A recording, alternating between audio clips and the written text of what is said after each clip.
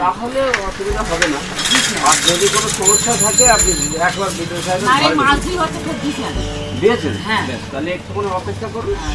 কারণ বৃদ্ধ ভাতাটা লক্ষ্মীর ভাণ্ডারের মধ্যে সবাইকে এখনো দেওয়া হয়ে ওঠেনি।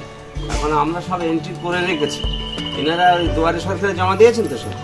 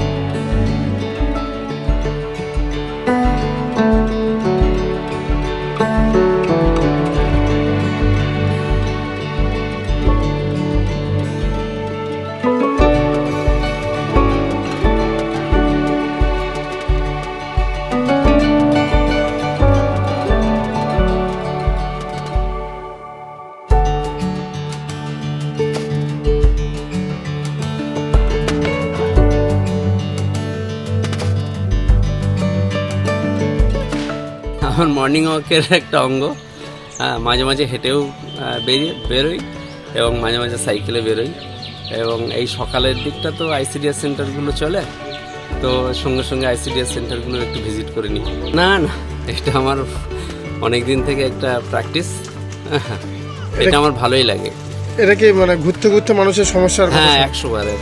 না, এটা আমি তো জানিয়ে আসি না, তো আমার বেশ ভালো লাগে সাধারণ মানুষের সঙ্গে কথা বলতে বলতে। কারণ সাধারণ মানুষের সঙ্গে যদি তাদের মতন হয়ে না মিশতে পারি, তাহলে তারা তো তাদের অসুবিধাটা ঠিক মতো বলতে পারবে না।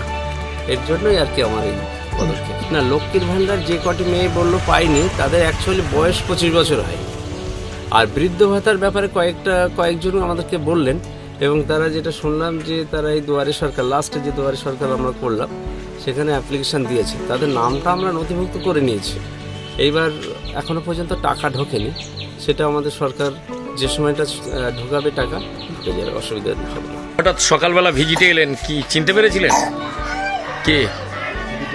বিডিও সাহেব। এর আগে বাসন্তীতে কোনো বিডিও সাহেব এরকম কি আসতেন ভিজিটে? আসতেন না। এই বিডিও সাহেব যে মানে সাত সকালে এই সাইকেলে চেপে চলে আসছে, মানে এতে কি আপনাদের অসুবিধা হচ্ছে না সুবিধা হচ্ছে? ভালো হচ্ছে। মানে কোন দিক থেকে ভালো হচ্ছে? সব দিক দিয়ে। আমাদের যেমন এই যে দেখে গেলেন জিনিসপত্র, এটা তো আমাদের খুব দরকার ছিল। তারপরে আমরা কি করছি না করছি এটা তো জানা দরকার, তাই না? মানে যেটা আপনাদের অসুবিধা থাকতো, সংযোগটা বেশি, এবং যেটা আপনাদের অসুবিধা হতো বিডিও অফিসে যেতে হতো, ঘন্টার পর ঘন্টা সময় যেত, সেখানে কি বিডিও সাহেব মানে সরাসরি আসায় খুব ভালো? বিশাল ভালো, আমাদের খুব পছন্দ। কার কি হচ্ছে আমি জানি না, আমার খুব পছন্দ। মানে এর আগে কোনো বিডিও সাহেব আসতেন না? আমি বিডিও সাহেবদের চিন্তা